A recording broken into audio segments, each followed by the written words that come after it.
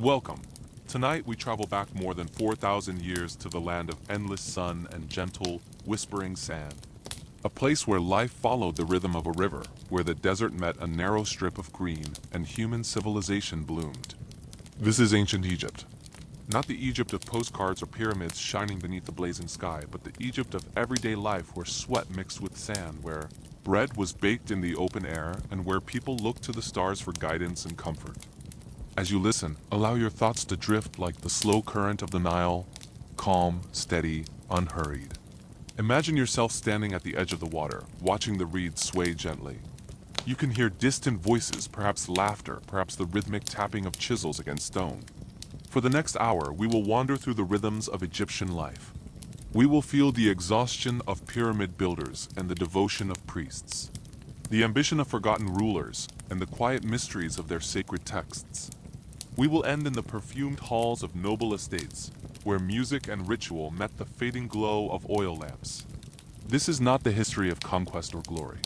It is the story of ordinary endurance, of belief, of work, and wonder. So take a deep breath, settle in. Let the past unfold slowly, like the sunrise over the desert sands. Imagine you are standing beneath a sky so bright it seems to hum. The air shimmers with heat. You squint, but the sun is relentless, and every breath feels warm, heavy with dust and the scent of dry earth. You are one of tens of thousands, a worker, a small part of something unimaginably vast. Ahead of you, the stone skeleton of a pyramid rises, tier upon tier, each block a mountain in itself. It is not the work of slaves, as some imagine, but of laborers, farmers, and villagers called to serve during the flood season, when their fields lie underwater. You have come because your village has sent you. You are paid in bread, beer, and rations. And though the work is grueling, there is pride in it. To build for the gods, for the king who is divine, is an honor that outlives your name. Before the light even softens the horizon, you wake. Your body is stiff from sleeping on a mat of woven reeds. Around you, hundreds of others stir the camp alive with quiet murmurs, the crackle of small fires, and the faint smell of barley porridge simmering in clay pots. Breakfast is simple: a small round loaf of bread, coarse and slightly sour, and a jar of thick, cloudy beer, barely alcoholic, but heavy with grains that fill the stomach. The foreman's voice carries through the morning air, calm and deliberate. Teams are assigned, ropes checked, sledges greased with animal fat. By sunrise, the line of men is already moving toward the quarry. The worksite hums with motion. Stone dust floats like pollen, catching in the light. At the base of the pyramid, wooden ramps snake upward in long, shallow slopes. Men chant together, voices low and rhythmic, as they pull massive limestone blocks with ropes made of woven papyrus and palm fiber. Each pull is a ritual: effort, release, and effort again. The sound of sandals scuffing against sand merges with the creak of ropes and the faint, steady beat of a drum to keep time. By mid-morning, the heat is heavy. The sun climbs higher, and there is no shade but for the faint relief cast by scaffolding or stone. Sweat darkens linen tunics. The skin of your hands is already raw from rope burns, and fine grit collects beneath your fingernails. The overseer passes by, checking progress. He speaks little, perhaps only a nod, perhaps a soft word of encouragement. In Egypt, hierarchy is everything, but even the overseer feels the weight of the same sun. You glance up. The pyramid looms impossibly high. Each stone placed feels small in the face of it, and yet everyone matters. Nearby, water is ladled from clay jars and shared among the workers. The liquid is warm but precious. To quench thirst in this heat is to taste momentary peace. You can hear laughter, too quiet, tired laughter that fills the spaces between labor. Someone hums a tune from home. Someone else speaks of the harvest, of a child recently born. The rhythm of their lives continues even here, beneath the vast construction of eternity. Your tools are simple: copper chisels, wooden mallets, stone hammers. The copper dulls quickly in the heat, and sharpening is a constant task. Some of the men believe that the stones themselves are alive, that the gods hear the ringing of each strike and bless the work when it is done with care. The builders carve marks into blocks to guide their placement: lines, numbers, sometimes prayers. You notice these small symbols everywhere, reminders that even the most ordinary worker carries belief into the labor. There is a quiet comfort in repetition in the slow lifting, the steady rhythm of work. The body aches, but the mind begins to float. The noise becomes background, a hum, a pulse, like the heartbeat of the earth itself. Time blurs, the sun moves overhead. You lose track of the hours. Finally, the call for rest echoes across the site. Tools are laid down, and men find shade where they can behind half-carved blocks under scraps of canvas. Lunch is again simple. Bread and beer, perhaps a handful of onions or dried fish. The beer is thick, almost chewy and nourishing. It dulls the dryness of the throat and eases the body into a brief calm. You sit with your companions, staring at the glint of the sun off stone. Insects buzz lazily in the heat. A vulture circles far above, barely moving its wings. The desert seems timeless silent except for the faint murmuring of thousands resting together. In that silence, you might imagine how small you are, one worker among many, shaping eternity grain by grain. But there is also something peaceful in that smallness, in knowing your hands are part of something that will outlast every life here. As the sun begins its descent, casting long, stark shadows across the sand, the pace of work changes. The air cools slightly, and a renewed energy flows through the teams. This is the final push. The light softens, turning the limestone from brilliant white to a warm, honeyed gold. You feel the day's exhaustion deep in your bones, but there's a sense of completion in the air. The final blocks of the day are eased into place. The last ropes are coiled and tools are gathered. The walk back to camp is slow. The sky is a canvas of orange, pink, and deep violet. Stars begin to appear, sharp and clear in the dry desert air. Back in the village of huts, the fires are larger now. The smell of cooking lentil stew, roasting fish, and fresh bread fills the evening. This is the reward. Sitting with your fellow workers, sharing a meal, you talk of the day, of home, of small hopes. The beer flows more freely now, and voices grow louder, punctuated by laughter. Someone plays a simple melody on a reed flute, a sound that is both mournful and sweet, carrying on the gentle breeze. This is your life, a cycle of grueling work and simple rest, all in service of a belief larger than yourself. As you finally lie down on your reed mat, the sounds of the camp fade into a gentle hum. Above you, the Milky Way stretches like a river of light across the night sky. You watch it, feeling the deep ache in your muscles, and know that you will rise before dawn to do it all again. You are building for a god for eternity, and in that there is a profound and quiet purpose. Your hands, though calloused and sore, are shaping a monument that will defy time itself. And as you drift into sleep, you are not just a laborer. You are a guardian of the sacred, a builder of dreams cast in stone. We're going to step into the sandals of an ordinary person, one of the thousands whose hands shaped the very skyline of history, a pyramid builder. Forget what you've seen in the movies. This isn't a story of whips and chains, but one of skill, community, and purpose. Let's journey back 4,500 years and spend a day in their life. The sun has just begun to soften its fiery glare, but the desert air is still thick with heat. Work resumes on the Great Pyramid. You're part of a team, and the rhythm of labor is all you know. Heavy blocks of limestone are moved into place, not by brute force alone, but with incredible precision. There are no laser levels here. Instead, men who have spent a lifetime learning this craft guide the stones, aligning the edges by eye, using simple tools like flax cords and plumb lines. They trust their experience more than any instrument.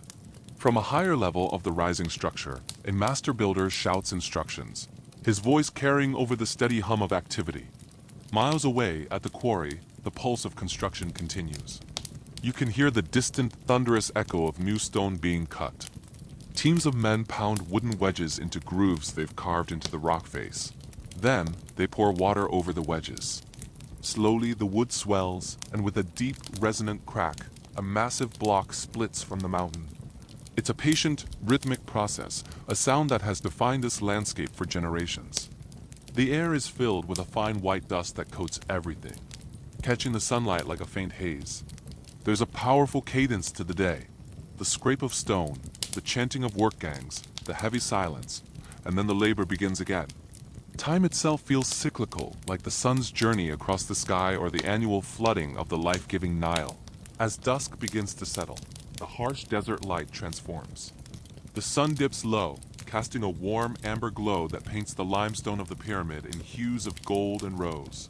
The shadows of the workers stretch long and thin across the sand.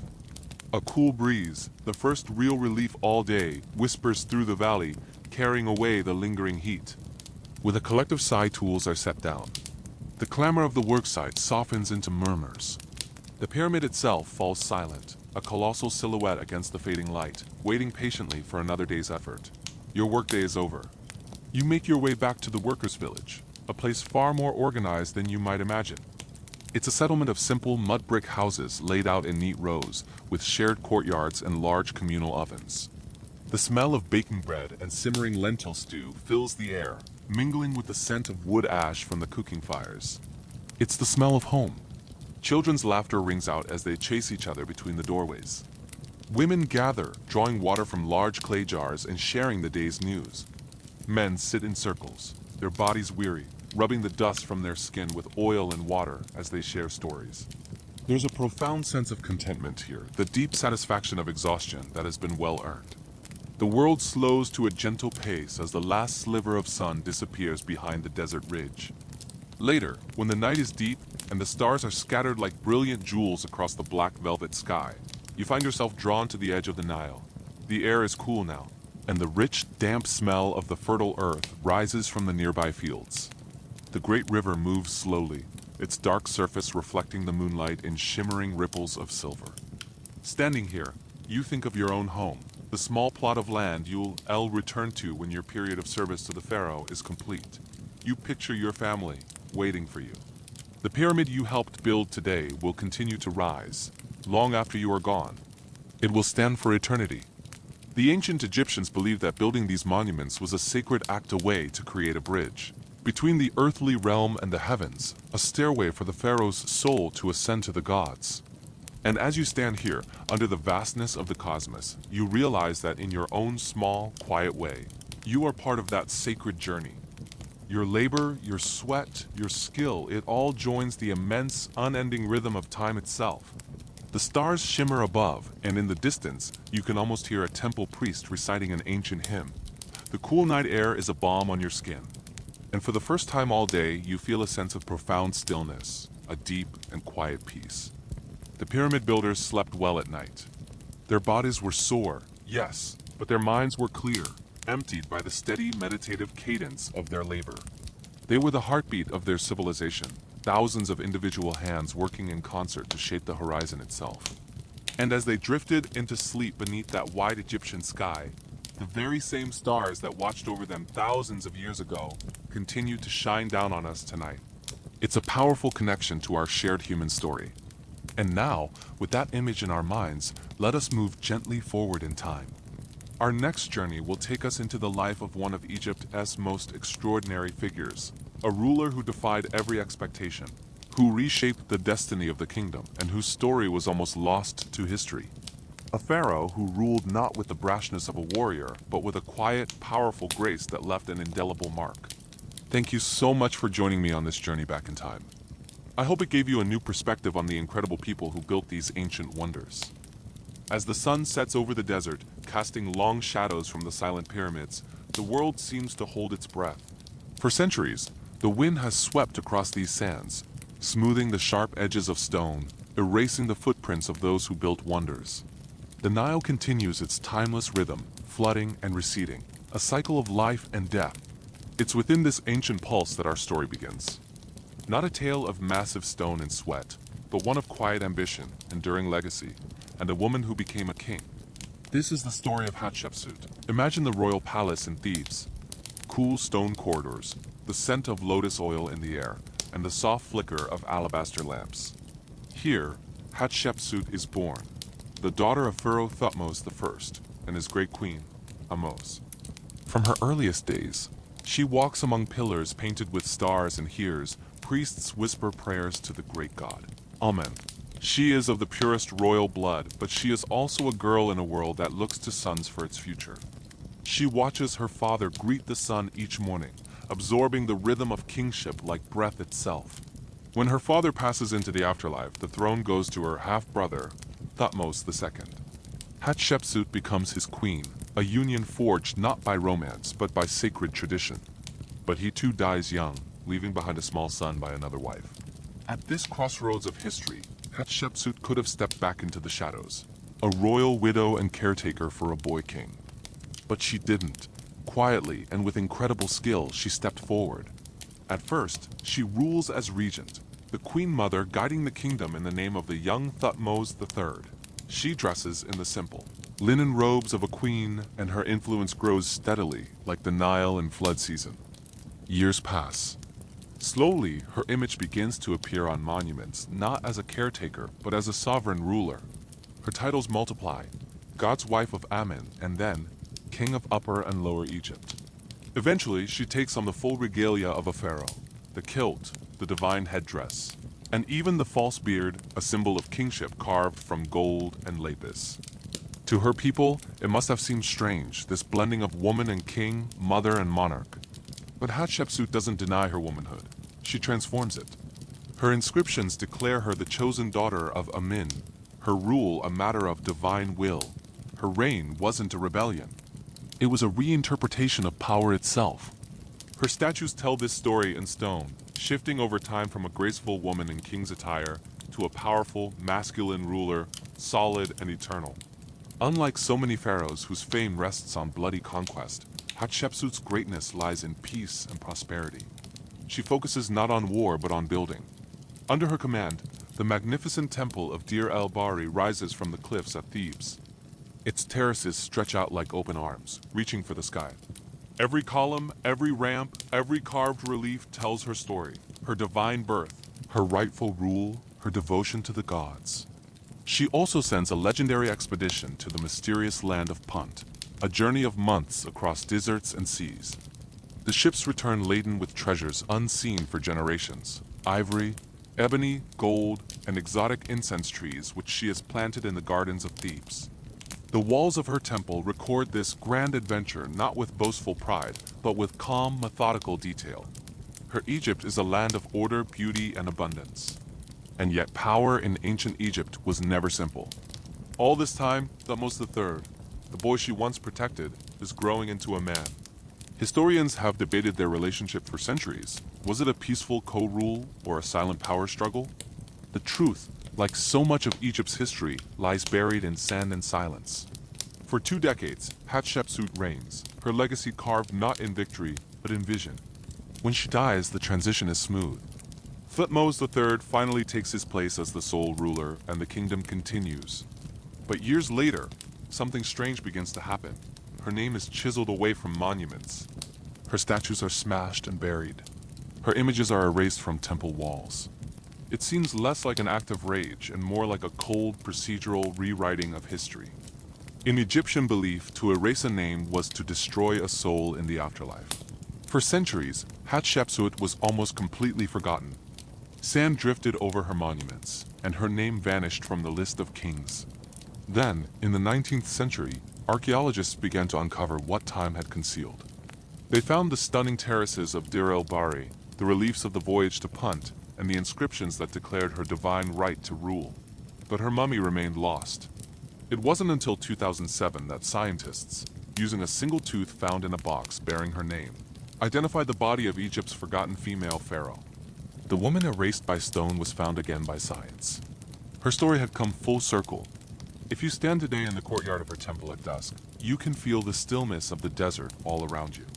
You can look at the graceful pillars and think of her, the woman who dared to take the form of a god, who sought a balance between power and peace.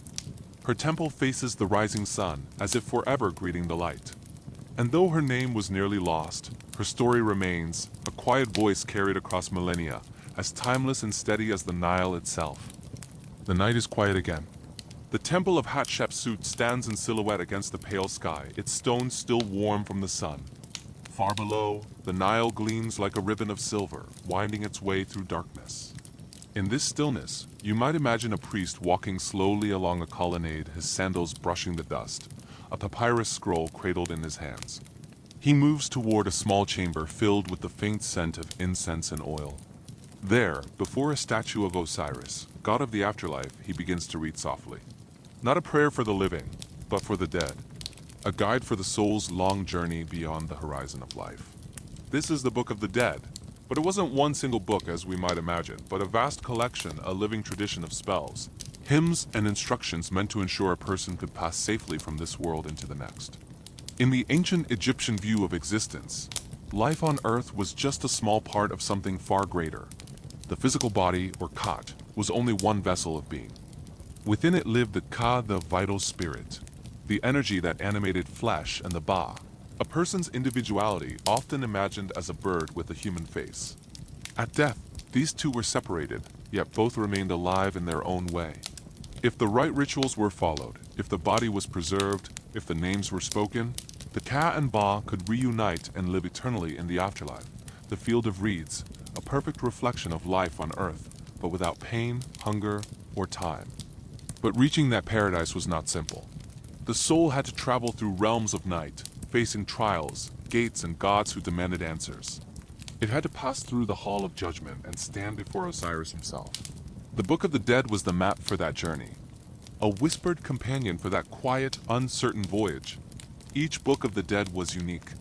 There was no standard edition, no fixed canon. A scribe would copy the spells in ink on sheets of papyrus or paint them upon the walls of tombs and coffins. Some were simple and brief, a handful of lines. Others stretched across dozens of columns, accompanied by delicate illustrations in black, red, and gold. Many of these spells begin with the words, "to be spoken on the day of burial." They were both instruction and incantation guidance for the spirit, reassurance for the living. Some described how to open the gates of the underworld. Others told how to breathe again, how to speak, how to eat and drink, how to walk upright in the afterlife. It was, in essence, a manual for the restoration of the self. Imagine a papyrus being unrolled slowly, the fibers crackling faintly with age. The ink glows under the light of an oil lamp. A line might read, "I know the names of the guardians of the gates. I know the secret words that open them."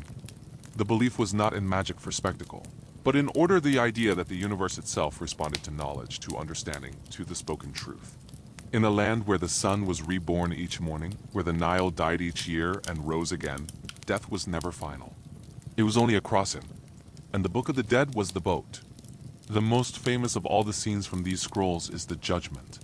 Imagine it now, slowly unfolding before you, a painted tableau, calm and balanced. The soul stands before the god Osiris, who sits upon a throne of gold and lapis. Before him is a great set of scales. On one side rests the heart of the deceased, the center of memory and emotion. On the other side a single feather, the symbol of Mat, the divine principle of truth and harmony.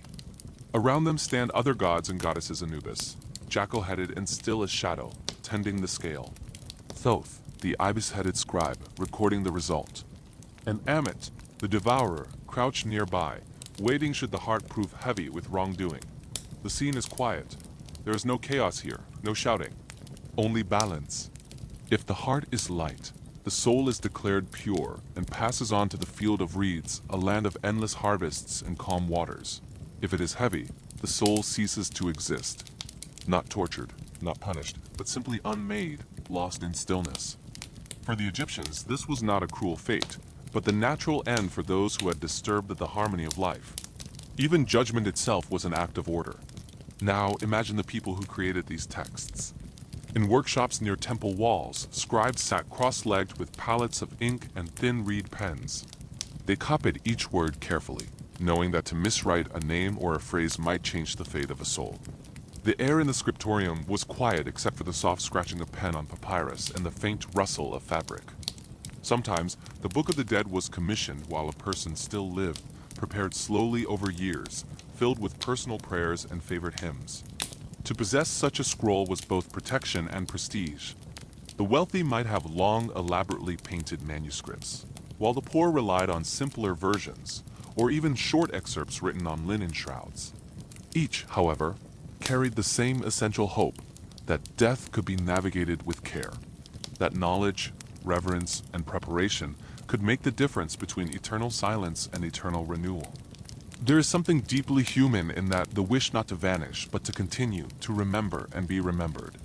For many centuries, the Book of the Dead was a mystery even to Egypt's later generations. The papyri lay sealed in tombs, untouched and unread, until they were rediscovered by archaeologists in the 19th century. When the first scrolls were unrolled, their colors still vivid, scholars realized that these were not grim relics, but something gentle, almost comforting. Not a catalog of fears, but a collection of assurances. In museums today, you can stand before one of these scrolls, the writing tiny and precise, the illustrations filled with calm symmetry. Scenes of boats sailing through the night sky, of the sun god's rebirth, of fields blooming eternally beneath the horizon. Each image is a meditation on continuity, each word a promise whispered across time. To the ancient Egyptians, the tomb was not a place of death but of transformation. They called it the house of eternity. Bodies were carefully wrapped, not hidden away, but preserved, the face painted with care, the hands positioned as if at rest. Small amulets were placed between the layers of linen eyes of Horus, scarabs of green stone, symbols of rebirth. Each served a purpose described in the Book of the Dead, to open the mouth, to guide the breath, to awaken the senses again. The tomb was stocked with food, clothing, tools, and even Shabti figurines, tiny servants carved from clay or wood, who would come to life in the next world to work in the owner's place. Even pets were sometimes buried nearby for companionship in eternity. And upon the walls, the journey was painted from death, through darkness, to light once more. The scenes are quiet, orderly, serene. The afterlife is not a place of terror, but of gentle renewal. The same fields of barley sway in a wind that never stops. The same river gleams beneath a sun that never burns. In the end, the Book of the Dead is not truly about death at all. It is about order, remembrance, and hope. About the belief that life continues when harmony is preserved, when truth is spoken, when the right words are known. For the Egyptians, the universe itself was a delicate balance between chaos and peace. Each sunrise, each flood, each breath reaffirmed that balance. The afterlife was simply an extension of the same cycle, another dawn waiting to break. So as you listen now, imagine the quiet of an ancient tomb. The air is cool. The stone walls are painted in ochre and blue. On one side, a small niche holds a papyrus roll, sealed long ago by hands now dust. If you lean closer, you can almost hear the soft echo of words that were meant to be spoken in another world. I have not spoken falsehood. I have not caused pain. My heart is light. My soul is free. The voice fades, and the silence that follows feels sacred. Not empty, but full of stillness, like the hush before dawn. In life and in death, the Egyptians sought balance between labor and rest, between reverence and desire. Their world was not all toil or ritual. It was also filled with beauty, comfort, and grace. Now, let us rise again from the tomb and step quietly into another world, the world of the living who lived well, the nobles, the artists, the priests, and their guests. The air scented with lotus and wine, the lamps glowing against walls painted in gold. A different rhythm of Egypt, not of sweat and stone, but of music and perfume. We rise now from the quiet stillness of the tomb into light once again. The sun has returned, spilling gold over the palm fronds and the whitewashed walls of villas that line the riverbanks of Thebes. The city hums with a quiet energy, not the clamor of labor, but the calm rhythm of wealth, of order, of luxury. Imagine yourself walking along a shaded path beside the Nile. Lotus blossoms drift on the surface of the water. A gentle breeze carries the scent of papyrus and myrrh. You approach a great house, its walls painted with delicate patterns of blue and red. Its gardens alive with birds and flowering trees. Here lives a noble family, servants of Pharaoh, keepers of Egypt's prosperity. And tonight, there will be a feast. From the first light of dawn, the household has been in motion. Servants sweep the courtyards, polish bronze lamps, and spread woven mats upon the floors. In the kitchens, women grind grain for bread and spice for sauces. The smell of roasting duck mingles with honey and coriander. Jars of wine are lifted carefully from cool cellars and unsealed with soft pops of clay stoppers. In another chamber, musicians tune their instruments, harps of polished wood, flutes made from reeds, small drums stretched with animal skin. Their melodies are light and unhurried, the rhythm of a heartbeat slowed by contentment. Outside, gardeners water the trees that shade the courtyard pools. The lotus blossoms open with the heat of the afternoon, their fragrance rising like incense. When evening comes, the first guests will walk along paths strewn with petals, their sandals leaving faint prints in the dust. As the sun begins to set, the air cools slightly. Golden light floods the columns and walls of the villa, softening every edge. Guests arrive quietly, men and women dressed in fine translucent linen, the pleated fabric moving like water with each step. Their eyes are rimmed with dark kohl, both for beauty and protection from the sun. Jewelry of gold and turquoise glimmers against their skin. Each guest is greeted at the door by a servant offering cones of scented wax. Small perfumed mounds placed atop their wigs or hair. As the night warms, the wax will melt slowly, releasing the fragrance of lotus and cinnamon into the air. Inside, the lamps are lit. Their flames flicker gently, reflected in polished copper bowls of water placed around the room to cool the air. The guests recline on low couches, propped on cushions embroidered with linen and reed fiber.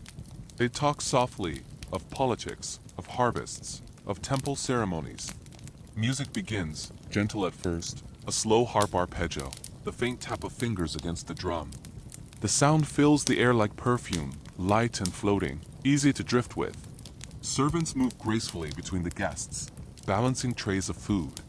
There is roasted goose glazed with honey, small bowls of lentils spiced with cumin, plates of figs and dates arranged in spirals. Jars of red wine are poured into cups of alabaster, cool to the touch. Some guests sip, others simply watch the play of lamplight across the water bowls. The shimmer of gold jewelry, the slow unfolding of the night. In a corner, dancers begin their performance, moving with deliberate grace, their anklets chiming softly. They do not rush. Each motion is measured, circular, echoing the balance and order so central to Egyptian life. The air thickens with warmth and fragrance. Lotus, myrrh, wine, and the faint trace of resin burning on a brazier. The musicians shift to a lower key. Flutes join in, weaving long, slow notes that hang in the still air. A rhythm emerges, not lively but hypnotic. Time itself begins to loosen. You can almost feel the heaviness of satisfaction in the room, not indulgence but completeness. The nobleman at the head of the couch gestures for more wine. His wife laughs softly, her hands resting in her lap, her bracelets glinting like captured sunlight. As the night deepens, conversation slows. Some guests lean back, their eyes half closed. The musicians continue their slow refrain, repeating the same few bars until they blur together, like the endless, gentle motion of a boat rocking on water. Servants bring bowls of cool water for washing hands, scented with petals. Guests dab their fingers and faces refreshed. Someone hums quietly along with the music, a sound more like breathing than song. In this moment, the nobleman feels at peace. The city beyond the walls is silent. The river moves unseen in the distance, carrying the reflection of the moon. His home, his garden, his family, all feel like extensions of the same eternal rhythm: order, harmony, rest. Egyptian life always returned to this idea, the balance of opposites. Labor and leisure, mortality and eternity, stillness and motion. The guests depart slowly, one by one, their linen garments brushing softly as they pass through the courtyard. Oil lamps burn low. The music fades into silence. The nobleman lingers a moment longer, gazing toward the horizon. In the faint silver light, he can see the outline of a temple, a place of prayer, of permanence. He whispers a short blessing to the gods, and the night closes in. The feast fades. The torches burn out. And Egypt falls once more into its long rhythmic sleep. The same stars that watched over the workers at the pyramid, the pharaoh in her temple, and the scribes in their tombs now drift quietly above. For all the difference in time and distance, their sky is our sky. Their questions were our questions. Their dreams, in many ways, our own. They worked. They prayed. They built. They loved. They prepared for death and celebrated life in equal measure. Their pyramids have outlasted empires, yet what remains most human are the smallest things. The imprint of a hand in stone mortar, the edge of a hieroglyph, carved just slightly crooked, a note of music, painted beside a figure on a wall. Each detail is a whisper across eternity. The Egyptians did not see death as an ending, but as a continuation. Their lives were a series of crossings, from darkness to light, from flood to harvest, from silence to song. And now, as you drift toward rest, you too follow a rhythm older than any monument. The slow, patient rhythm of breath. In and out. Imagine the Nile beneath you, quiet and infinite, carrying the reflection of the stars. Imagine the soft rustle of reeds, the cool air of night, the steady whisper of flowing water. You have walked through the heat of the day, stood in the shadow of pyramids, and now you are here, still, calm, and safe. Let the sounds fade, let the sand settle. Let your thoughts drift down the river, where time itself moves like a dream. And as the ancient Egyptians once said in their prayers to the dawn, the night of the banquet has passed. The city still sleeps, wrapped in a gentle hush. But at the edge of the desert, where stone temples rise from the plain, the day has already begun. You can almost feel the coolness of the early air, the faint dampness of dew on the sand before the sun lifts it away. In the east, the first rays of light touch the pylons, those massive gateways carved with images of gods and kings.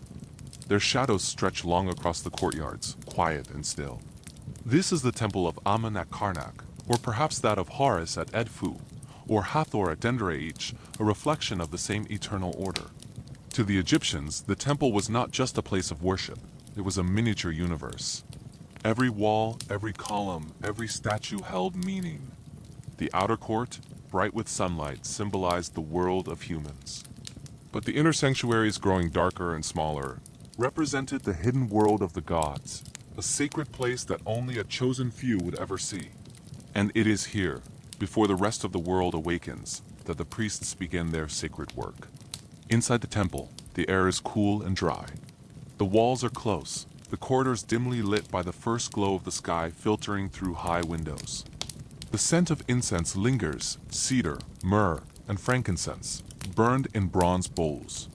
In a small chamber, priests gather in silence.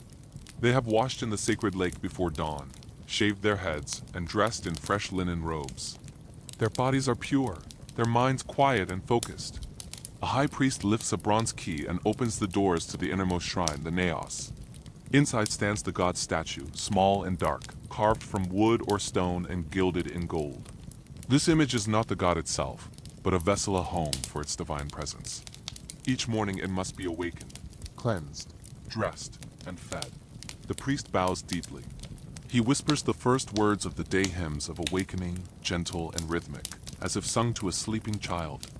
The god is washed with water from the Nile, anointed with fragrant oils, and dressed in fresh linen. Incense is waved through the air, thickening it with perfume. A tray of bread, beer, figs, and honey is placed before the statue. The ritual is deliberate and calm, each gesture performed with immense care. It's not about spectacle or emotion. It is about maintaining order, the same cosmic balance that keeps the sun rising and the river flowing. When the service ends, the shrine doors are closed again. The god will rest until tomorrow's dawn. Outside, the first rays of sunlight strike the temple's great columns. Birds begin to sing in the gardens. The city stirs awake. Throughout the day, the temple remains alive with quiet motion. Scribes record offerings on sheets of papyrus, their pens scratching faintly. Servants sweep the floors, clearing dust blown in from the desert. Priests recite prayers at set intervals, not hurriedly, but in a steady cadence, repeating the same words spoken for centuries. There is a peaceful monotony to it all. Each action follows another, unchanging, day after day, year after year. The sound of sandals on stone, the soft ring of bronze vessels, the distant murmur of water drawn from the sacred lake. Beyond the walls, farmers tend their fields, traders call in the markets, and ships glide along the Nile. But here inside, time seems to move differently. The air feels heavier, thicker with meaning. Every gesture, every spoken word, echoes through eternity. In the afternoons, beams of sunlight pierce the high columns, scattering what looks like gold dust in the air. Statues of gods and kings seem to shimmer for a moment, as though breathing. Even the silence feels alive, a presence more than an absence. On certain days, when the stars align or the season turns, the temple's calm rhythm gives way to gentle celebration. Drums sound softly in the distance. Priests and townspeople gather in the courtyards, garlands of flowers draped over their shoulders. The statue of the god is lifted from its shrine and placed on a small barca, sacred boat carried on the shoulders of men. It moves slowly through the temple, then out into the open air. The crowd watches as it passes, chanting softly. The procession follows the same route it has taken for hundreds of years, from one temple to another, from earth to heaven and back again. The scent of incense trails behind. Women sing, their voices rising and falling like waves on the Nile.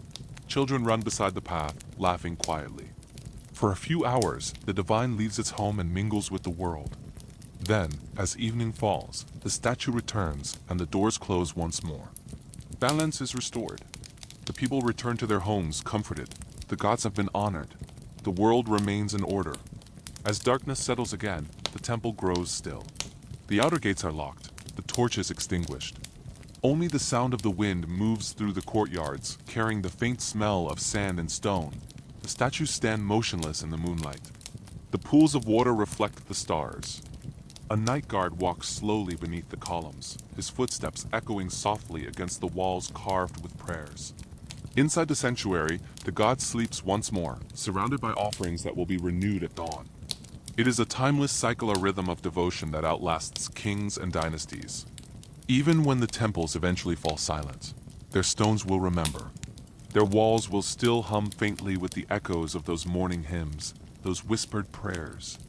When you think of ancient Egypt, it's easy to see the pyramids, the mummies, the grandeur of kings. But at its heart, Egyptian life was a quiet faith in continuity. Every sunrise was a promise renewed.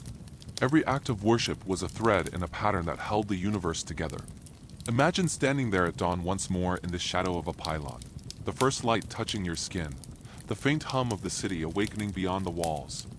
The air smells of incense and dust. Somewhere, a priest's voice rises again, low and steady, speaking to a God who has heard the same words since the world began. It is a sound beyond time, a sound of order, of peace, of belonging. And as you listen, perhaps you realize that what they sought was not so different from what we seek now, a sense that the world makes sense, that each day has meaning. That light will always return after the night. The priests withdraw. The temple fades back into shadow. The wind smooths away their footprints in the sand. And the stars begin their slow dance over the Nile, the same stars eternal and still.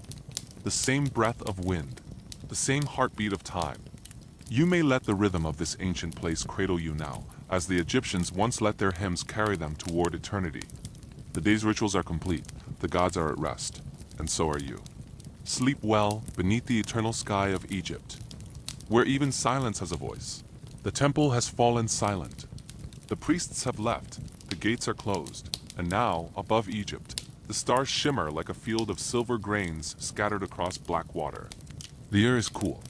The river moves slowly, carrying the last ripples of the day. This is the hour of Ra, not the blazing sun of noon, but the hidden sun, traveling unseen through the darkness of the underworld. The ancient Egyptians believed that the world slept as the sun, God began his nightly voyage beneath the earth. Every night, he entered the realm of the dead, sailing through vast caverns, meeting gods, spirits, and shadows until he rose again at dawn, reborn from his own light. And so the world breathed in time with him. Each night was a passage, a slow journey through darkness toward the promise of morning.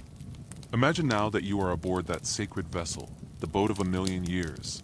Its hull gleams faintly with gold. Its oars are carved from cedar. The air around it hums with quiet power, a sound like the whisper of wind through reeds. At the prow stands Ra himself, an old man at first, his face lined with the weight of the day. Behind him stand his companions, Seol, the god of perception, Hu, the god of the word, and Mat, the goddess of truth, her feather glimmering softly in the starlight. The boat glides across dark waters, leaving no wake. Stars reflect upon its surface like lanterns. The journey begins. They pass through the first gate of the underworld, guarded by serpents and spirits. Each gate opens not with force, but with knowledge, a name spoken, a word remembered. Order overcomes chaos through understanding, not battle. This is not a voyage of terror, but of transformation. As the boat drifts onward, the air grows warmer, the darkness deeper. And yet, at its center, there is always light, a soft, golden glow emanating from Ra himself. The underworld, called the Duat, is not a place of punishment. It is a reflection, a mirror world beneath the living one, filled with rivers, fields, and mountains of shadow.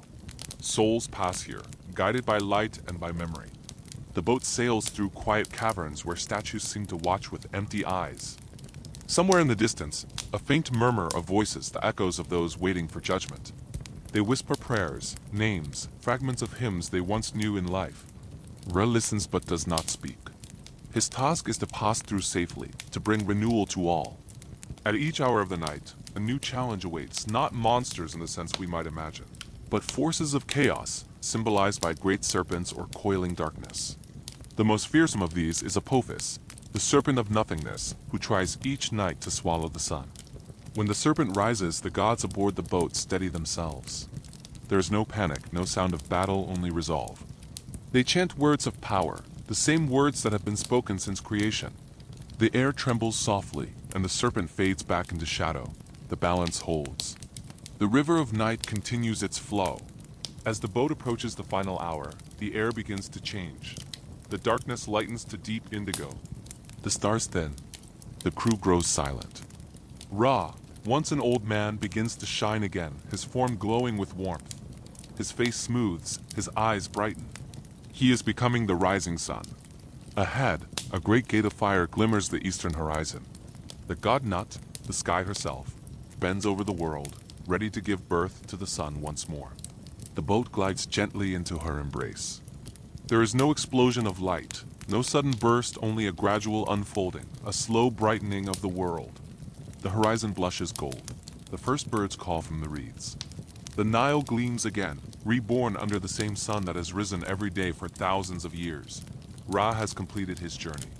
The world is safe, order has triumphed, and the endless cycle begins again. To the Egyptians, this was not just a story.